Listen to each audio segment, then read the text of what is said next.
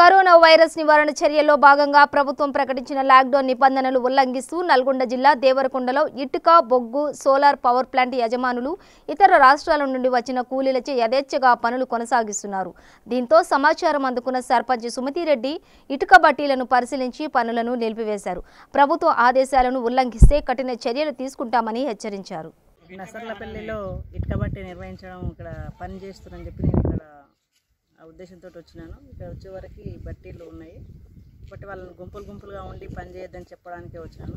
ఇంకోటి ఇక్కడ ఇంతమంది కుటుంబాలు ఉన్న సంగతి కూడా మాకు తెలియదు. ఇక్కడ వచ్చిన తర్వాతనే చూసినాను వేరే రాష్ట్రం నుంచి వచ్చినటువంటి కుటుంబాలు. వాళ్ళకి చెప్తున్నాను ఇక్కడ కూడా గుంపులు వెళ్ళకుండా బయటకు వెళ్ళకుండా లోపటే ఉండి ఎవరు అంతా వాళ్ళ ఉండి పని చేసుకొని.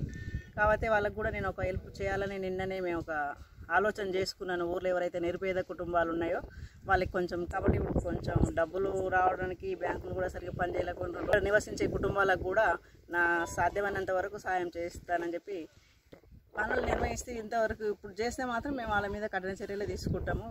గవర్నమెంట్ ప్రకారం ఎలా ఉంటుందో అలా నిర్వహించాలి. వాళ్ళు గవర్నమెంట్ ప్రకారంగా తప్పేమన్నా నిర్వహిస్తే దాని ప్రకారం